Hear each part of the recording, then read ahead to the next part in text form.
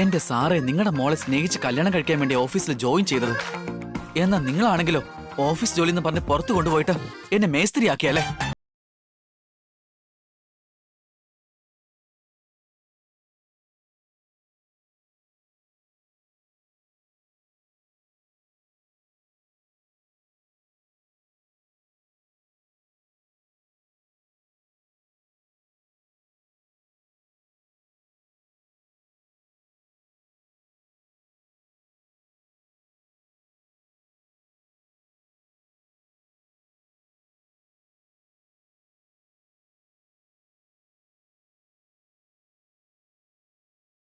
ഞാൻ എന്നാ ഇനി മനസ്സിലാക്കുക?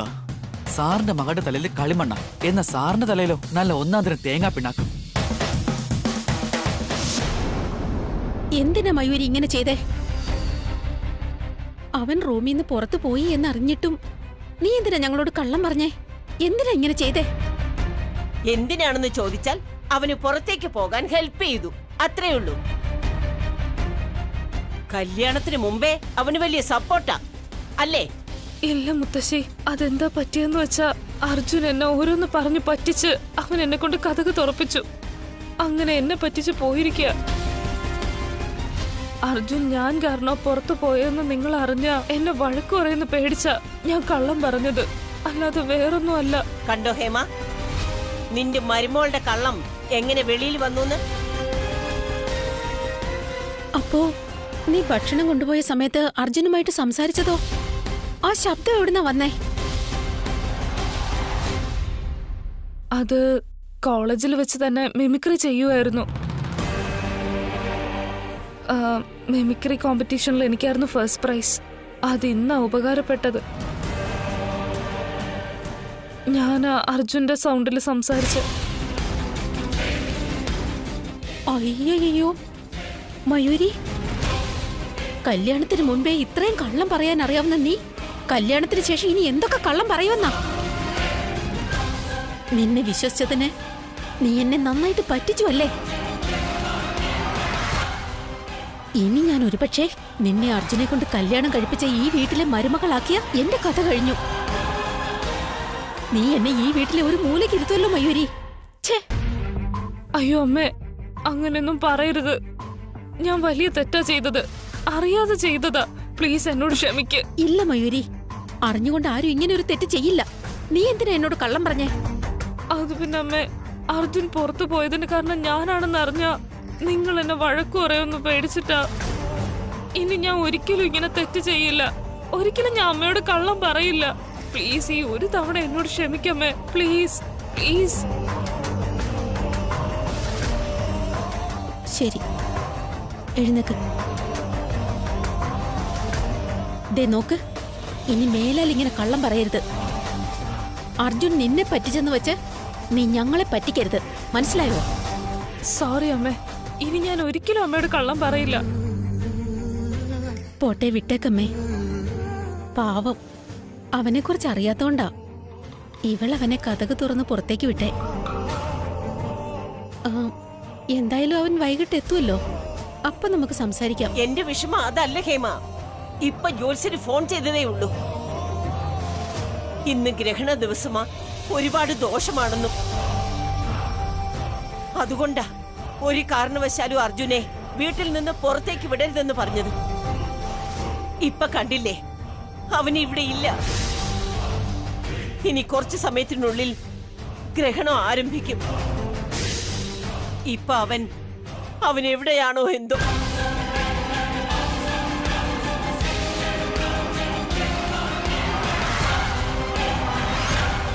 സരോജ, ആ ഏട്ടാ, 2 കപ്പ് കോഫി കൊണ്ടുവാ.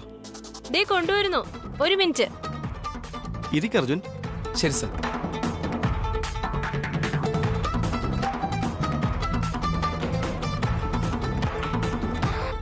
എവിടെ എന്റെ ജാസ്മിൻ?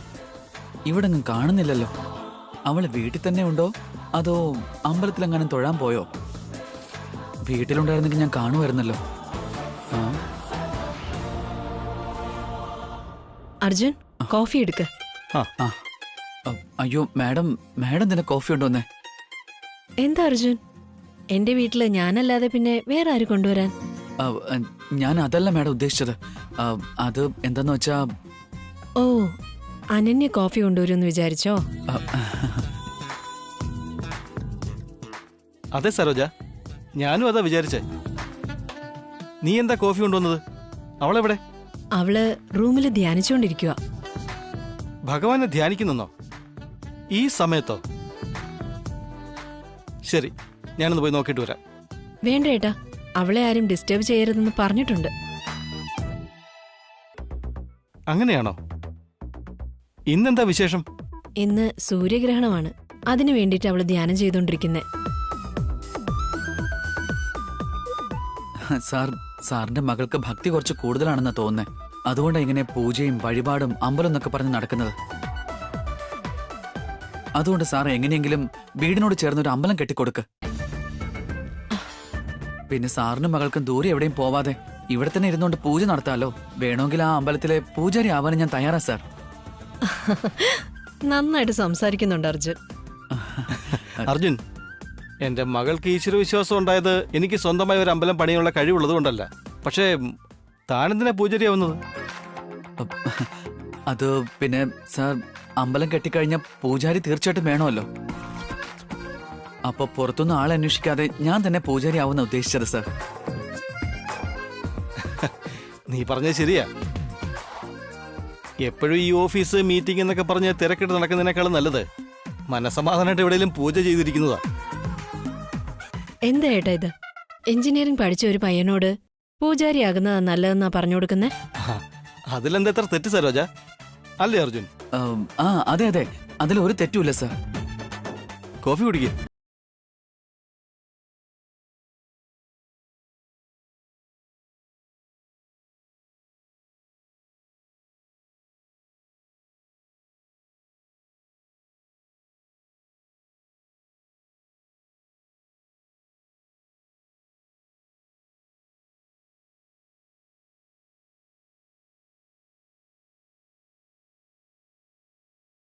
എന്റെ അനന്യ, പ്രേമിക്കേണ്ട സമയത്ത് വയസ്സായ ആൾക്കാരെ പോലെ പൂജ ചെയ്ത് നടക്കാതെ ഒന്ന് പുറത്തേക്ക് വാടോ.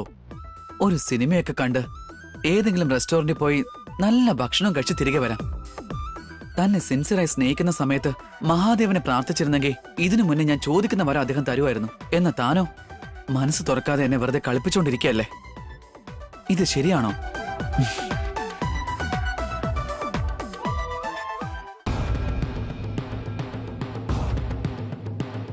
ഗ്രഹണം നടന്നുകൊണ്ടിരിക്കുകയാണ്. ഞാനിപ്പോ ചെറിയമ്മ പറഞ്ഞതുപോലെ തക്ഷകവനത്തിലുള്ള ശിവലിംഗത്തിന് മുന്നിലെത്തണം. അമ്മയുടെ പേരിൽ ശിവലിംഗത്തിൽ അഭിഷേകം നടത്തണം. അതിനുശേഷം ആ തീർത്ഥം എന്റെ അമ്മയുടെ ശരീരത്തിൽ തളിക്കണം.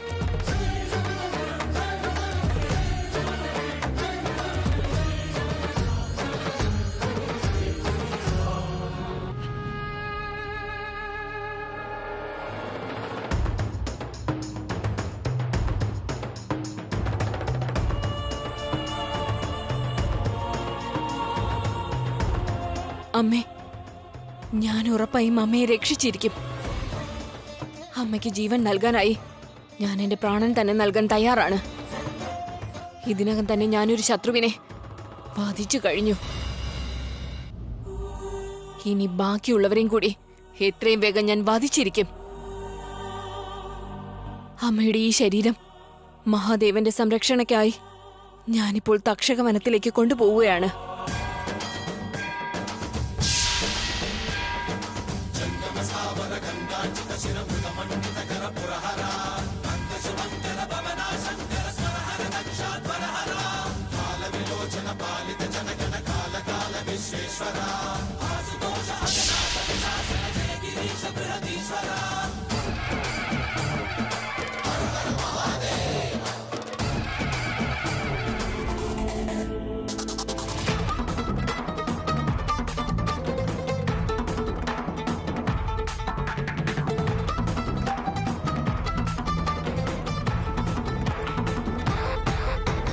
ഇതെന്തൊരു കഷ്ടമാ. അവളെന്താ വരാത്തത്?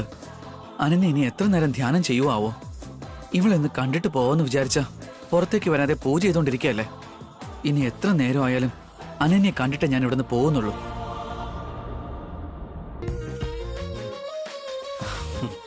സോറി അർജുൻ. അർജുന് നേരത്തെ വീട്ടിലെത്തേണ്ടതല്ലേ? ഞാനിങ്ങനെ ഓരോ നാട്ടുവർത്താനങ്ങളൊക്കെ പറഞ്ഞുകൊണ്ടിരുന്ന് സമയം ലേറ്റായി പോയല്ലേ. അർജുന്റെ വീട് ഇവിടുന്ന് ഒരുപാട് ദൂരെയല്ലേ. ഇനി അധികം താമസിക്കണ്ട, വേഗം ഇറങ്ങിക്കോളൂ. കുഴപ്പമില്ല സർ, കുറച്ചു നേരം കൂടി ഞാൻ ഇവിടെ ഇരിക്കാം. എന്തെങ്കിലും ജോലി ഉണ്ടെങ്കിൽ പറഞ്ഞാൽ മതി, ഞാൻ ചെയ്തോളാം.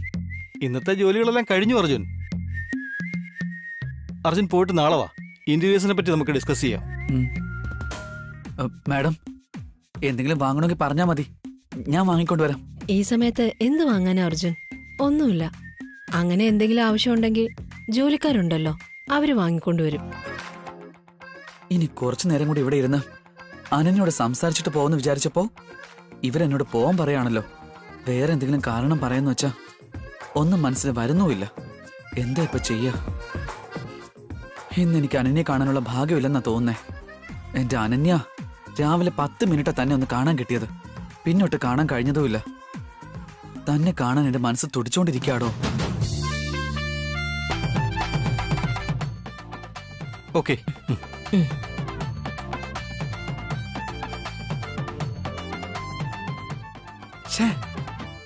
ഞാനിവിടെ ജോലിക്ക് വന്നത് തന്നെ അനന്യെ എന്നും കണ്ടുകൊണ്ട് സന്തോഷമായിട്ട് ഇരിക്കാൻ വേണ്ടിയാ.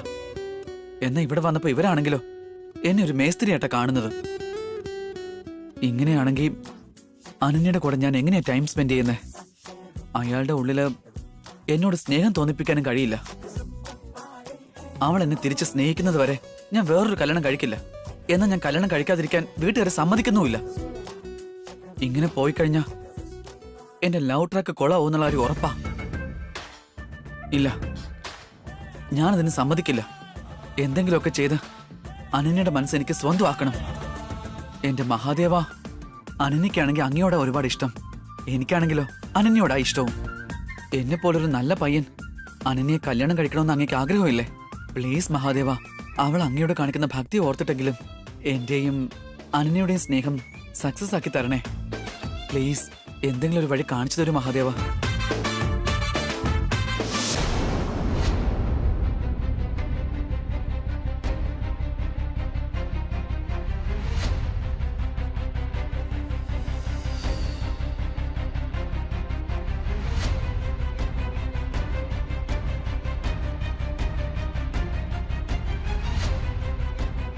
അമ്മേ, മുത്തശ്ശി, നിങ്ങളെന്താ വിഷമിച്ചിരിക്കുന്നേ? എന്ത് പറയാനാ കരൺ? അർജുൻ ഇതുവരെ വന്നിട്ടില്ല. അവൻ എവിടെ പോയിരിക്കുകയാണെന്ന് ആർക്കും അറിയില്ല. ഫോൺ ചെയ്തിട്ടും അറ്റൻഡ് ചെയ്യുന്നില്ല. അത്രേ ഉള്ളൂ? എന്റെ അമ്മേ, അർജുൻ എപ്പോഴെങ്കിലും വീട്ടിലിരിക്കാറുണ്ടോ? അതൊക്കെ പോട്ടെ, അവൻ പുറത്ത് പോയതിനു ശേഷം എന്തെങ്കിലും ഫോൺ എടുക്കാറുണ്ടോ? അല്ലെങ്കിൽ ഞാൻ വരാൻ ലേറ്റ് ആവുമെന്ന് അവൻ എന്തെങ്കിലും ഫോൺ ചെയ്ത് പറഞ്ഞിട്ടുണ്ടോ? ഇല്ലല്ലോ. ഇത്തവണ അതുപോലെ തന്നെ എവിടെയെങ്കിലും പോയി കാണും. അവൻ വരാൻ എന്തായാലും ലേറ്റ് ആവുമേ. അങ്ങനെയല്ല കിരൺ, എല്ലാ ദിവസത്തെയും പോലെ ഇന്നും ആണെങ്കിൽ ഞങ്ങൾക്ക് വിഷമമില്ലായിരുന്നു. പക്ഷെ ഇന്ന് സൂര്യഗ്രഹണമാ. അർജുനെ വീട്ടിൽ നിന്ന് പുറത്തേക്ക് വിടരുതെന്ന് ജോലിസര് ഫോൺ ചെയ്ത് പറഞ്ഞതാ. അതുകൊണ്ടാ അവനെ മുറിയിൽ പൂട്ടിയിട്ടത്. എന്നിട്ടും അവൻ ഞങ്ങളെ പറ്റിച്ചു പോയില്ലേ? അതേ മോനെ കരൺ, ഇന്നത്തെ ദിവസം അർജുന് അത്ര നല്ലതല്ല. നീ ഒന്ന് അന്വേഷിച്ച് അവൻ എവിടെയാണെന്ന് കണ്ടുപിടിക്ക. ഇനി അല്ലെങ്കിൽ അറ്റ്ലീസ്റ്റ് അവൻ എവിടെയാണെന്ന് കണ്ടുപിടിച്ച് ഒന്ന് ഫോൺ ചെയ്ത് ഒന്ന് ശ്രദ്ധിച്ചിരിക്കാൻ പറയേ. ഞങ്ങൾക്ക് നല്ല പേടിയുണ്ട്. ഞങ്ങൾ അവനെ എവിടെ പോയി അന്വേഷിക്കും? നിന്റെ ചിറ്റപ്പനാണെങ്കിൽ അവൻ എവിടെ പോയിരിക്കുന്നോ എന്തോ. അവൻ ഇതുവരെ വീട്ടിലേക്ക് വന്നിട്ടില്ല. നിന്റെ അച്ഛനോട് പറയാമെന്ന് വിചാരിച്ച ഞങ്ങൾ പറയുന്നത് അവൻ കേൾക്കുമോന്ന് പോലും അറിയില്ല. അതുകൊണ്ട് നീ തന്നെ ഒന്ന് പോയി അവനെ അന്വേഷിച്ച് വീട്ടിലേക്ക് വിളിച്ചോണ്ട് വാ. അയ്യോ മുത്തശ്ശി, ചേട്ടനിപ്പോ ഓഫീസിൽ നിന്ന് ജോലി കഴിഞ്ഞ് എത്തിയല്ലേ ഉള്ളൂ. ഏട്ടനോട് റെസ്റ്റ് എടുക്കാൻ പറയുന്നതിന് പകരം ആ മടിയനെ ചെന്ന് അന്വേഷിക്കാനാണോ പറയുന്നേ? എടി, ഓരോ തവണയും അർജുൻ വീട്ടിലേക്ക് വരാൻ താമസിച്ച നിങ്ങൾ ഇതുപോലെ പേടിച്ചിട്ട് ഏട്ടനോട് അർജുൻ വന്നിട്ടില്ല, നീ പോയി അന്വേഷിക്കെന്ന് പറയുന്നത് പതിവായിരിക്കാം. എന്റെ ഏട്ടന് അർജുനെ അന്വേഷിക്കുന്നതല്ലാതെ വേറെ ഒരു ജോലി ഇല്ലെന്നാണോ നിങ്ങൾ കരുതുന്നത്? അർജുനെ കാണാതാവുമ്പോഴൊക്കെ ഏട്ടനോട് അന്വേഷിക്കാൻ പറയുന്നതിന് പകരം അർജുന്റെ ദേഹത്ത് GPS വെക്കുന്നതാണ് നല്ലത്. അപ്പൊ പിന്നെ എന്റെ ഏട്ടൻ ഇങ്ങനെ അന്വേഷിച്ച് കഷ്ടപ്പെടേണ്ട കാര്യമില്ലല്ലോ. അപ്പൊ പിന്നെ ഏട്ടനോട് ഇങ്ങനെ അർജുനെ അന്വേഷിക്കാൻ പറയുന്ന ജോലി നിങ്ങൾക്ക് ഒഴിവായി കിട്ടും. ചിത്ര, നീ എന്തൊക്കെയാ പറയുന്നേ? ഇഡിയറ്റ്, നീ ആരോട് എന്താണ് പറയുന്നത് വല്ല ബോധമുണ്ടോ?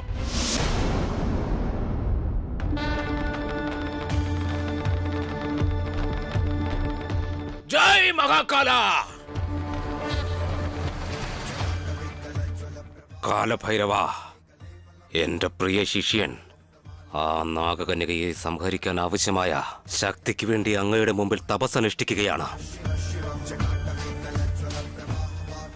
അവൻ ആവശ്യമായ ശക്തി അങ്ങ് നൽകി അങ്ങയുടെ പ്രിയ ഭക്തനെന്ന സ്ഥാനവും കൊടുത്ത്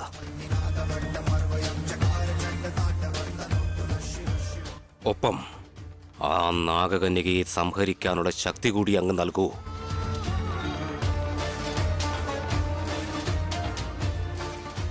കാലഭൈരവ, അവൻ അനുഷ്ഠിക്കുന്ന തപസ്സിനും ജപത്തിനും യാതൊരു തടസ്സവും വരാതിരിക്കാൻ അങ്ങ് തന്നെ കാക്കണം. ബം ബം ഭോലേനാഥ്!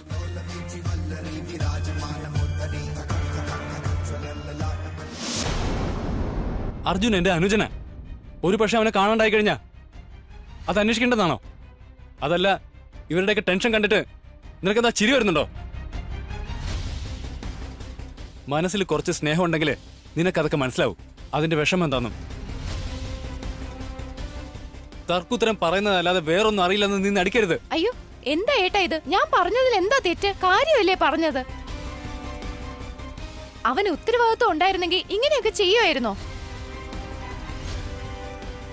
ഏട്ടന്റെ കാര്യം നോക്ക്, എപ്പോഴും ഓഫീസും ജോലിയായി പുറത്ത് തന്നെയല്ലേ ഉള്ളത്. എന്നെങ്കിലും ഇങ്ങനെ വൈകി വന്നിട്ടുണ്ടോ? ഇല്ലല്ലോ. അർജുൻ ആണെങ്കിലോ ഒരു ജോലിയുമില്ല, എന്നിട്ടും വീട്ടിൽ വൈകിയാ വരുന്നേ. ചില ദിവസം വീട്ടിലേക്ക് വരാറേ ഇല്ല. അപ്പോഴൊക്കെ ഇവര് അയ്യോ അർജുൻ വീട്ടിലേക്ക് വന്നിട്ടില്ല, അവന് സർപ്പദോഷമുണ്ട് എന്നൊക്കെ പറഞ്ഞ് പേടിച്ചുകൊണ്ടേയിരിക്കും. എന്നിട്ട് ഏട്ടൻ അവനെ അന്വേഷിച്ച് ഇറങ്ങുകയും ചെയ്യും. ഇനി എത്ര നാൾ ഇങ്ങനെ തുടർന്നുകൊണ്ടേയിരിക്കും? വീട്ടിൽ നിന്ന് പുറത്തേക്ക് പോകുന്നവന് താമസിച്ച് വീട്ടിലേക്ക് മടങ്ങി വന്ന വീട്ടുകാർ പേടിക്കൂന്നറിയില്ലേ? ചിത്ര, മതി, ഒന്ന് നിർത്താവോ? ഇനിയും നീ ഇങ്ങനെ സംസാരിക്കണമെങ്കിൽ എന്റെ കയ്യിൽ നിന്ന് വാങ്ങിക്കും. വെറുതെ ഇരിക്കില്ല ഞാൻ. അകത്തോട്ട് കയറിപ്പോടി പോവാൻ. ഉള്ള കാര്യം തുറന്നു പറഞ്ഞാ ഞാൻ എപ്പോഴും കുറ്റക്കാരി തന്നെയാ. എന്തെങ്കിലും ആവട്ടെ, നിങ്ങളുടെ ഇഷ്ടം പോലെ ചെയ്യ്.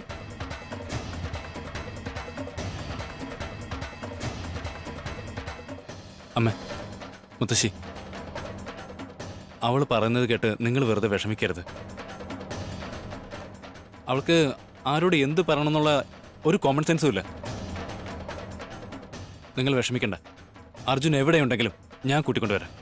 നിങ്ങൾ ധൈര്യമായിട്ടിരിക്കും.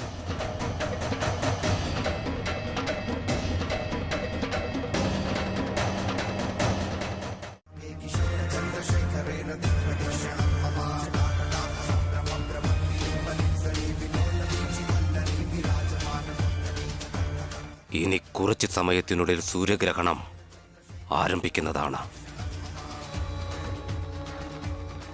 രുദ്രൻ ചെയ്യുന്ന തപസ്സിനും അവൻ കാക്കുന്ന വിശ്വസ്തതയ്ക്കും ആഗ്രഹത്തിനും ഭക്തിക്കും അവന്റെ ഉള്ളിലുള്ള ആത്മവിശ്വാസത്തിനും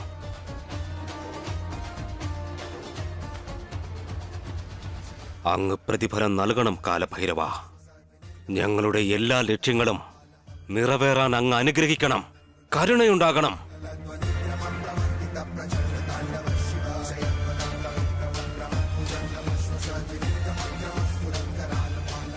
ജയ് മഹാകാല!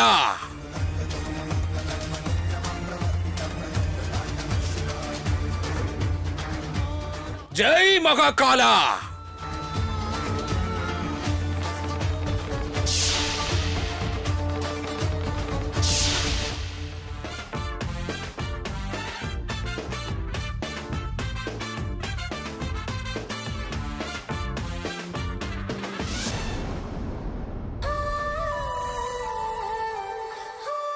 അല്ല, പാമ്പോ? എന്റെ കൂട്ടുകാരാ, താൻ എന്തിനാടോ ഇങ്ങോട്ട് വന്നത്? എന്റെ ആളുകൾ ആരെങ്കിലും തന്നെ കണ്ടു കഴിഞ്ഞാലുണ്ടല്ലോ, നിന്നെ കല്ലെറിഞ്ഞ് കൊന്നുകളയും കേട്ടോ. അല്ല, നീയും എന്നെ പോലെ ലവറെ തേടി വന്നതാ, ഞാൻ അനന്യെ തേടി വന്നതുപോലെ. നിന്നെ കണ്ടിട്ട് അങ്ങനെ എനിക്ക് തോന്നുന്നത്. എന്ത് പറയാനാ ബോസ്, എല്ലാം നമ്മുടെ തലവിധി. ലവറെ കാണുന്നുണ്ടെങ്കിലും നമ്മൾ പുണ്യം ചെയ്തിരിക്കണം. ദേ നോക്ക്, ഞാൻ എന്റെ ലവറിനെ തേടി വന്നതാ. എന്നാൽ അവള് റൂം വിട്ട് പുറത്തേക്ക് വരുന്നതേയില്ല. അതുകൊണ്ടാ വന്ന കാര്യമൊന്നും നടക്കാതെ എനിക്ക് വീട്ടിലേക്ക് പോവേണ്ടി വരുന്നത്. എന്നാ ഞാൻ പോട്ടെ, ബൈ.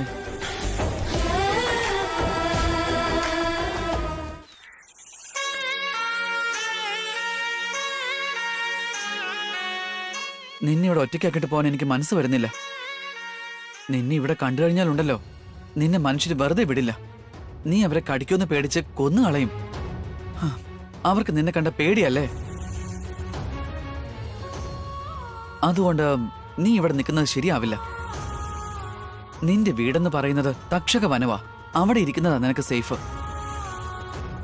എന്റെ കൂടെ വാ, ഞാൻ നിന്നെ കൂട്ടിക്കൊണ്ടുപോയി അവിടെ വിട്ടേക്കാം.